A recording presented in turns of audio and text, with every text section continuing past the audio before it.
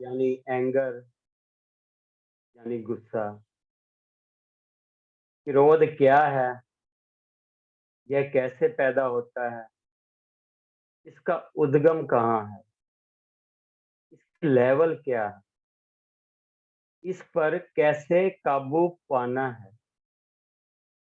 केवल क्रोध ही नहीं, सब विकारों से कैसे छूटना है, इसके विषय में आज विचार करेंगे। घर में एक तरफ से दूषित हवा आ रही और दूसरी तरफ से खिड़की से सुगंधित हवा आ रही है। तो आप क्या करते हो? दूषित हवा को बंद करते हैं और सुगंधित हवा वाली खिड़की को खुली रखते हैं। हमारे जीवन में भी इसी तरह दोनों का प्रवाह है, अच्छाइयों का भी और बुराइयों का भी। एक ओर से अच्छाइयों का प्रवाह आता है तो दूसरी ओर बुराइयों का झोंका भी आता है, बुराइयों का धुआं भी आता है। अगर हम अपने जीवन को अच्छाइयों की खुशबू से भरना चाहते हैं तो बुराइयों के धुएं को प्रवेश देने वाले खिड़की दरवाजे को बंद करना पड़ेगा। जब तक हम उन्हें बंद नहीं करते तब तक हम अपने जीवन में सुख, शांति और सुकून की अनुभूति नहीं कर सकते। हमारे जीवन में कुछ ऐसी बुराइयां हैं, विकार हैं, दुर्गुण हैं, जिनसे अगर हम न बचे तो जीवन में शांति, प्रसन्नता और प्रेम कभी आ ही नहीं सकता। जब तक हम उन दुर्गुणों से अपने आप को बाहर नहीं निकालते, अपने जीवन का उद्धार नहीं हो सकता। क्रोध भी उन दुर्गुणों में से, विकारों में से एक है। क्रोध मनुष्य के जीवन की एक बड़ी दुर्बलता है और एक खतरनाक विकार भी है। कहते हैं ए फॉर एंगर। एंगर क्या है? एंगर बुरा है, डेंजर है। आप कभी यात्रा करते हैं, सड़क पर जाते हैं, चलते हैं तो कोई डेंजर जोन होता है, वहां पर बोर्ड लगा होता है डेंजर जोन का। तो क्या करते हैं? हम सावधान होते हैं। जहां डेंजर दिखाई पड़ता है हमारे जीवन में सावधानी आ जाती है। बाहर का रोड का डेंजर दिखता है, डेंजर का साइन मात्र में दिखता है तो हम सावधान हो जाते हैं। पर हमारे अंदर जो एंगर है, क्रोध है, यह हमें नजर नहीं आता। इसका आभास है हमें, यह खतरा है, भयावह है, दुखदाई है, विपत्ति में डालने वाला है। ऐसा कभी अनुभव है हमारा? क्रोध को बुरा तो सभी मानते, पर ऊपर ऊपर से, अंदर से, दिल से नहीं। अगर दिल से मानते तो फिर आता ही नहीं। संसार में शायद ही कोई ऐसा मनुष्य होगा जिसे जीवन में कभी क्रोध ना आया, या किसी के गुस्से का, क्रोध का शिकार ना बना हो। किसी न किसी रूप में सबके साथ ये बातें होती हैं। सवाल यह है कि इस क्रोध से हम अपने आप को कैसे बचाएं? जब डेंजर जोन में जाते हैं तो क्या करते हैं? सावधानी रखते हैं। और जब तक उस जोन से बाहर ना आ जाएं, सांस अटकी रहती है। जब निकल जाएं तब जान में जान आती है। इसी तरह क्रोध को यदि हृदय से, दिल से डेंजर, खतरा नहीं मानेंगे तब तक क्रोध से पार नहीं हो सकता। एक युवक ने स्पिरिचुअल गुरु द्वारा एंगर मैनेजमेंट विषय पर वक्तव्य सुना। क्रोध के फायर से कैसे दूर रहना है, यह सुनकर वह इतना प्रभावित हुआ कि उसके भीतर एक आत्मविश्वास जागा। कि यस, हाँ, मैं अपने एंगर को आसानी से मैनेज कर सकता हूँ। उसने मन से उस स्पिरिचुअल गुरु को धन्यवाद दिया कि उसने उसका जीवन डैमेज होने से बचा लिया। पर बात इतनी आसान नहीं। कुछ ही दिनों के बाद युवक को महसूस हुआ कि थ्योरी और प्रैक्टिकल में एक दूरी है, कथनी और करनी में एक फासला है। श्रवण और आचरण के मध्य सिर्फ सुनने से, संकल्प से काम नहीं चलेगा। इस बीच की खाई को पाटने के लिए प्रयोग यानी प्रैक्टिकल जरूरी है। उसका गुस्सा दूर नहीं हुआ था केवल सुनने से। इस प्रैक्टिकल करने हेतु जिनकी ये शब्द हैं उस स्पिरिचुअल गुरु के, उसकी शरण में पहुंचना होगा। इस लक्ष्य से वह पुनः उसके द्वार पर गया। गुरु ने कहा, इसके लिए तुम्हें एक दिन भर मेरी प्रैक्टिकल वर्कशॉप में एंट्री करनी पड़ेगी। यदि पहले दिन का प्रयोग सफल हो गया तो दोबारा तुम्हें आने की जरूरत नहीं पड़ेगी, तुम्हारा गुस्सा दूर हो जाएगा। युवक सहर्ष उस दिन की पर्सनल वर्कशॉप के लिए राजी हो गया। सेमिनार लगते हैं आजकल एक एक दिन के। गुरु ने प्रयोग के प्रथम लेसन में शर्त रखी कि जो तुम्हें ट्रेनिंग टिप दी जाएगी, यदि उसकी उल्लंघना करोगे तो उसी वक्त 1,000 रुपए का फाइन भरना पड़ेगा। युवक ने कोई नहीं, हामी भर दी। गुरु ने कहा, यदि कोई तुम्हें दुर्वचन कहे तो भी तुम उन पर क्रोध नहीं करोगे। ईगो हर्ट हो तो भी तुम इस संबंध में सावधान रहोगे। यह तुम्हारी आज की साधना है। युवक ने कहा, इसमें क्या बड़ी बात है, चाहे कोई मेरी निंदा करे तो भी मैं सजग रहूंगा।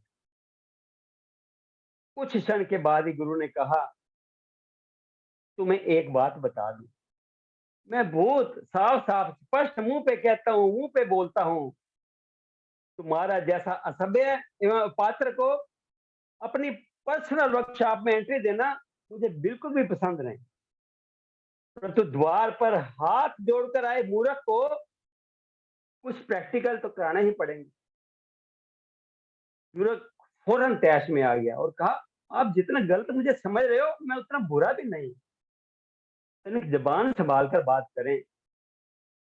गुरु ने फौरन कहा, तुम फेल हो गए, फाइन 1,000 रुपए भरो। युवक को याद आया कि ओफो, ये तो मेरे प्रैक्टिकल टीम थी मेरी। कुछ देर बाद गुरु ने फिर कहा, मैंने अपनी जिंदगी में आज तक नहीं झूठ बोला, मैं सच कहता हूँ। तो मुझे अव्वल दर्जे के बेवकूफ लगते हैं। ऐसे नॉनसेंस को मैं भला क्या प्रयोग से खाऊंगा। युवक एकदम तेज स्वर में बोला, आपका दिमाग तो ठीक है। गुरु ने कहा, बेटा फाइन भरो दोबारा। युवक ने माफी मांगी और कहा, अब मैं क्रोध को कंट्रोल में रखूंगा। किंतु सुबह से शाम तक की वर्कशॉप में 10-12 हजार रुपए की जेब खाली हो गई। तो युवक ने स्वयं को जांचा और इस निष्कर्ष पर पहुंचा, गुस्सा छोड़ने के लिए मात्र शब्दों का प्रभाव, वह छोटा वह बड़ा प्रयोग प्रैक्टिकल पर्याप्त नहीं है। कल्याणमुखी बनने में प्रचंड साहस चाहिए, जागरूकता चाहिए, सजगता चाहिए। इसके बिना हम अपने जीवन की किसी भी बुराई को समाप्त नहीं कर सकते।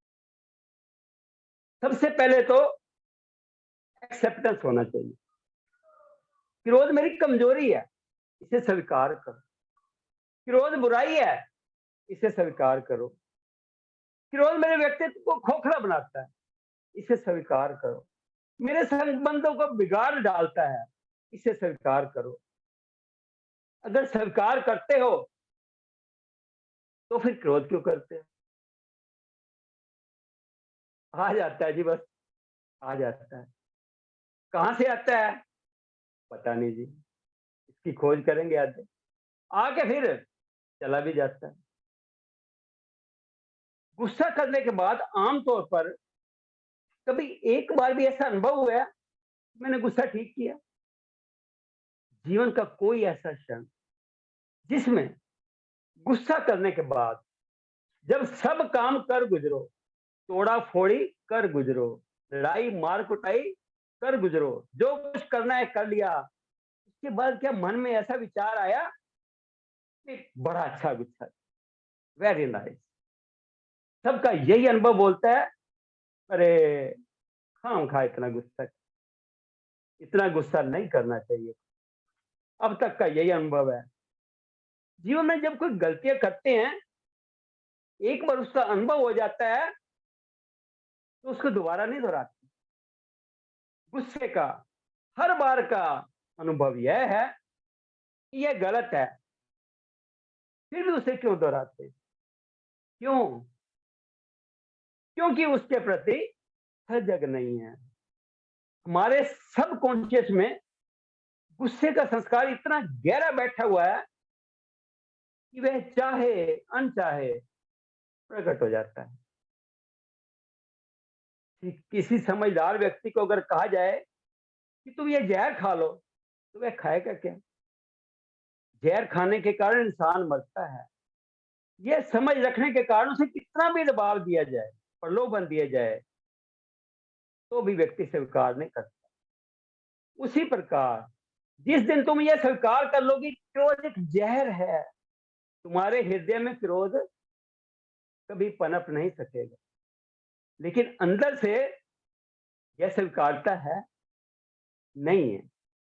जो लोग गुस्से में जीते हैं तो यही कहते हैं कि आपको क्या पता, आपने तो दुनिया देखी नहीं। हम लोग जानते हैं कि सीधी उंगली से कभी घी नहीं निकलता, थोड़ा बहुत गुस्सा तो करना पड़ता है, गुस्से के बिना काम नहीं चलता। जिस मनुष्य की ऐसी धारणा है वह कभी गुस्से से बाहर नहीं निकल सकता। क्रोध हो या कुछ और बुराइयां तभी पनपती हैं जब हम उन्हें स्वीकार करते हैं। क्रोध को जब तुम एक्सेप्टेंस दोगे तो वह तुम्हारे जहन में, दिमाग में भरा रहेगा। जिस दिन क्रोध को अस्वीकार कर दोगे, क्रोध अपने आप विदा हो जाएगा। आपके घर में कोई बिन बुलाए मेहमान आ जाए और आप उसकी बढ़िया अच्छे से खातिरदारी करते रहो, तो क्या वह जाने का नाम लेगा? नहीं लेगा। आराम से डेरा बसा लेगा। उसको और क्या चाहिए? कोई बिन बुलाए मेहमान आ जाए तो हम क्या करते हैं? जाए जाए जल्दी पीठ छूटे, उसको घास डालते हो क्या? कोई लिफ्ट नहीं, आया है चला गया, दाल फुल्का खिला दिया। ऐसे ही क्रोध भी बिन बुलाए आता है। तो फिर उसकी खातिरदारी क्यों करते हो? उसको एक्सेप्ट क्यों करते हो? एक्सेप्ट मत करो, अपने आप रिवर्स हो जाएगा। क्रोध आया है तो आने दो, पर क्रोध में खुद को मत बहने दो, स्वीकार मत करो। गुस्से के बिना काम नहीं चलता। जो काम गुस्से से होता है उससे कई गुना अधिक काम प्रेम से होता है। जीवन में अगर रस लेना है तो प्रेम पूर्ण भाषा का प्रयोग करो, क्रोधपूर्ण भाषा का प्रयोग मत करो। क्रोध एक बुराई है जिसे मुझे दूर करना है। यह मेरे मन की शांति और मेरे जीवन संबंधों को बिगाड़ने वाला है, और इसके कारण मेरा धर्म कर्म सब नष्ट हो जाता है। मुझे इस क्रोध को बिल्कुल भी पनाह नहीं देनी है। क्रोध कमजोरी है, वीकनेस है, मन की दुर्बलता है। यह मेरा स्वभाव नहीं, विकार है, मेरे व्यक्तित्व का अवगुण है।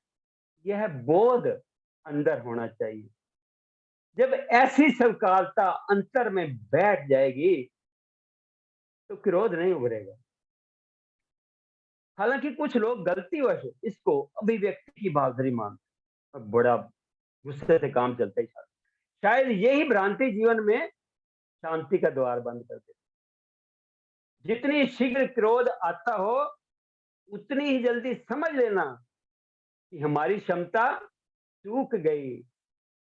क्रोध आग की तरह उतावला।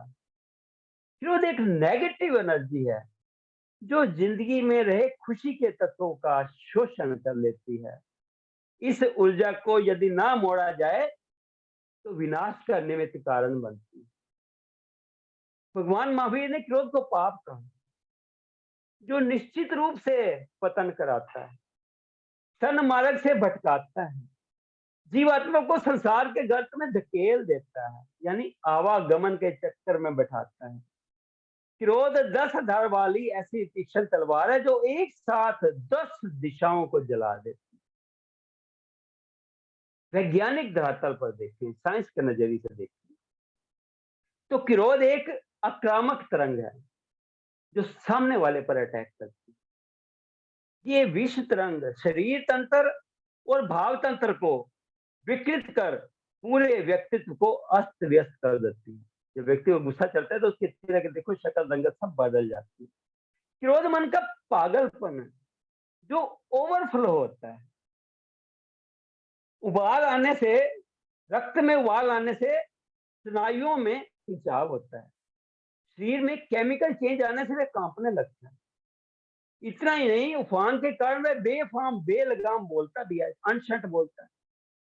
क्रोध की उत्पत्ति का केंद्र मस्तिष्क है। मस्तिष्क में उद्भूत इकट्ठा हुआ क्रोध जब बढ़ता है तब मस्तिष्क बाकी शरीर से खून अपने पास खींचता है, जिससे बाकी शरीर के स्नायु तंत्र पर बहुत बुरा असर पड़ता है। क्रोध पैदा कैसे होता है?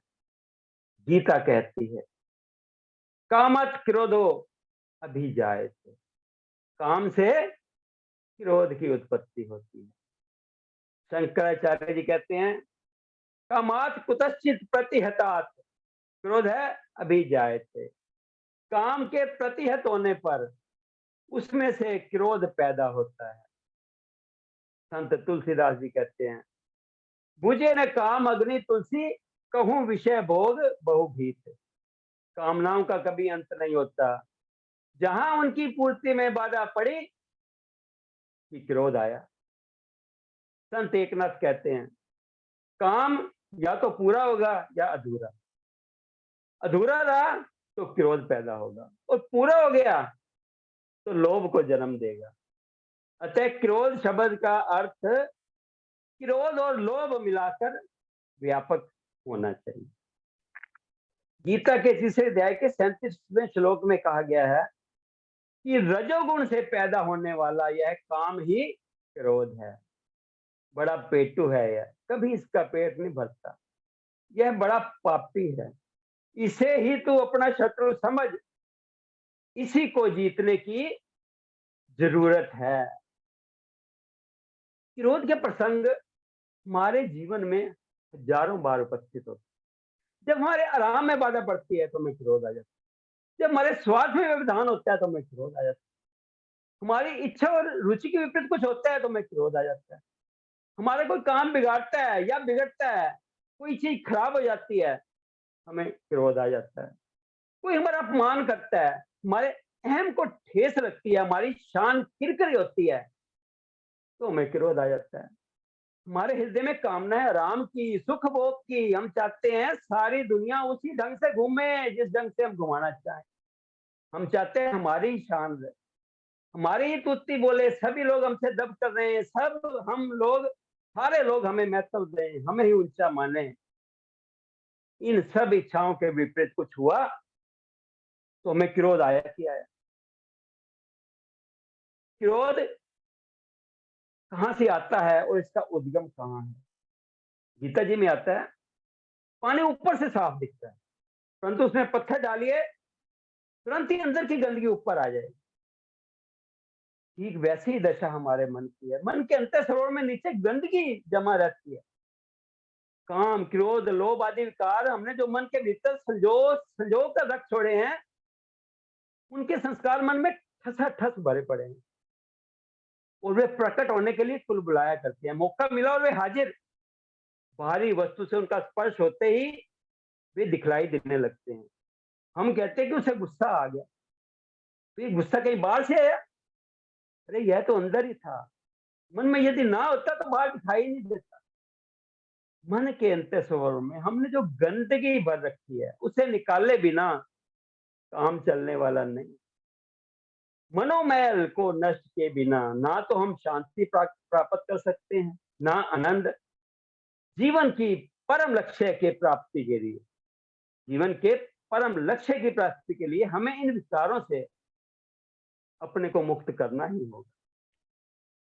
आमतौर पर हमारी एक्शंस दो तरह की होती है, एक विद कॉन्शियस माइंड यानी बुद्धिपूर्वक, और दूसरी विद अनकॉन्शियस माइंड यानी अबुद्धिपूर्वक। बुद्धिपूर्वक क्रिया वह है जिसे हम करते हैं, और अबुद्धिपूर्वक क्रिया वह है जो होती है यानी हमारे नियंत्रण में नहीं है। मैं अपने क्रोध को देखूं कि इसका स्तर क्या है। एक तो वे लोग हैं जो 24 घंटे क्रोध में रहते हैं और कब क्रोध करते हैं इसका उनको पता ही नहीं चलता, और कुछ लोग वे होते हैं जो मौके पर क्रोध करते हैं। अपने ही जीवन को देखिए, कई बार ऐसा क्रोध आता है जो आप चला कर करते हैं। जैसे किसी ने कहा, आपके बच्चे ने गलती की, अपने दिमाग में रख लिया, भर लिया कि अभी आएगा तो डांट पड़ाऊंगा, आया, आते ही आपने झाड़ फैला दी। पत्नी ने गलती की, उसे फटकार दिए। ये कॉन्शियस माइंड से किया गया क्रोध। अबुद्धिपूर्वक होने वाला क्रोध पल पल में उभरता है, हमें पता ही नहीं लगता। हम देखें कि हमारे कौन से क्रोध की हमारे में बहुलता है, उसे दूर करने के लिए हमें जागरूक होना चाहिए। मान लो गुस्सा आ ही गया, गुस्सा करने के बाद अपनी निंदा करो, अपनी भर्त्सना करो, 5 बार महामंत्र पढ़कर अपने आप को दंडित करो। संकल्प लो कि अब यह गलती मैंने कर ली, दोबारा नहीं करूंगी। अगर आप ऐसा करोगे तो भविष्य में जब गुस्सा आएगा आपके अंदर, इधर गुस्सा उत्पन्न हुआ, उधर आपके सब कॉन्शियस यानी अवचेतन में दूसरा विचार आएगा कि यह गुस्सा ठीक नहीं, गुस्सा ठीक नहीं, ठीक नहीं, मुझे सावधान रहना है, मुझे सजग रहना है। और वहीं से धीरे धीरे ब्रेक लगेगा, जागरूक होना पड़ेगा।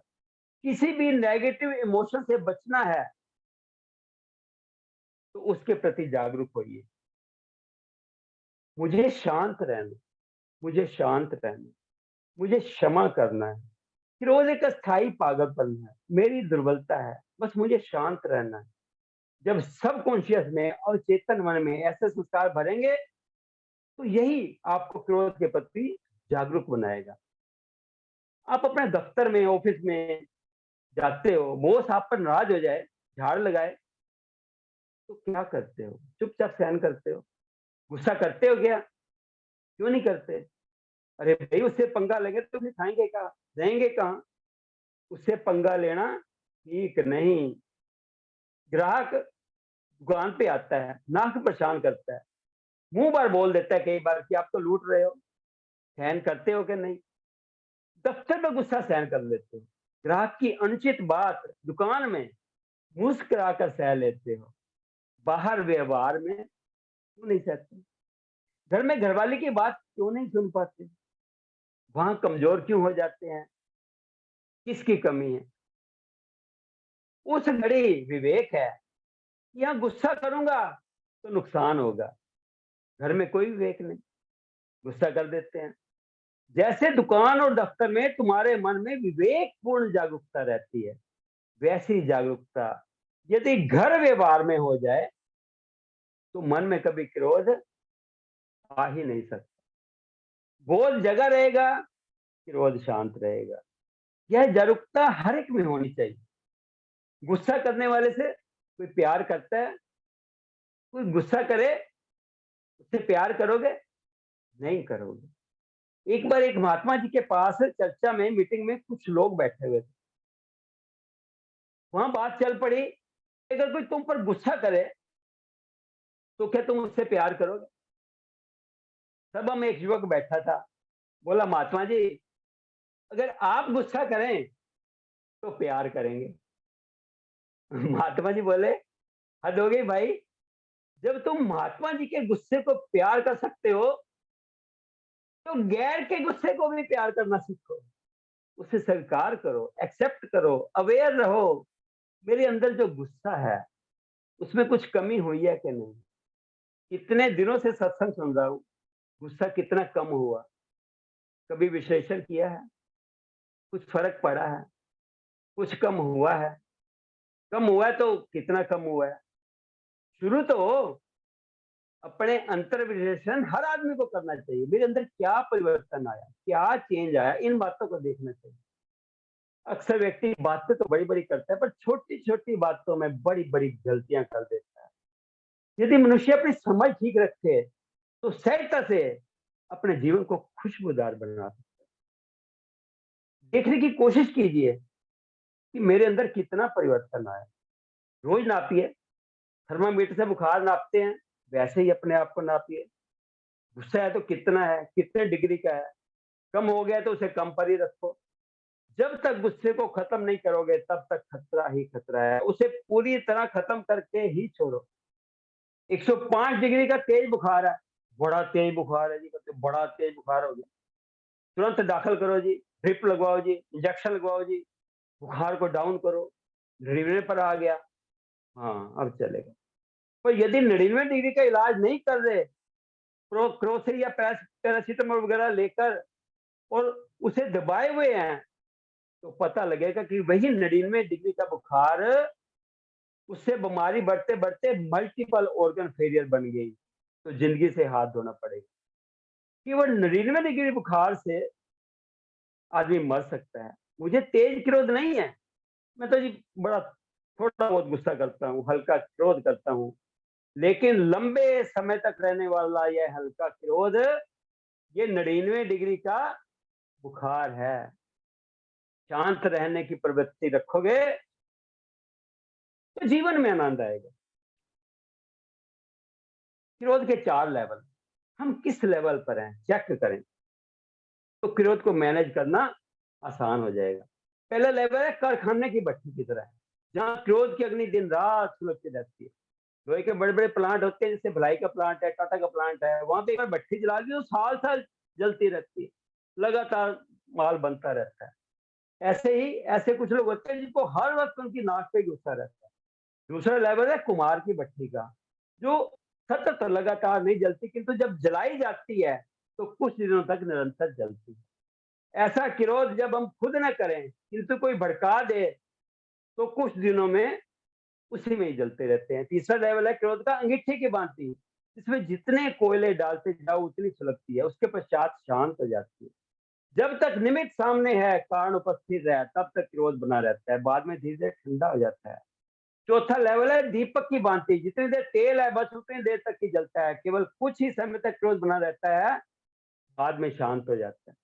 यूं तो चारों ही लेवल कल्याण के मार्ग में बाधक हैं, किंतु अपना स्तर चेक करते रहना और क्रोध को बिजली के चमकारे की तरह पल भर में शांत कर देना, ताकि एक दिन मन मान सरोवर के पानी की भांति शांत हो जाए, जहां लहरें उठती ही नहीं।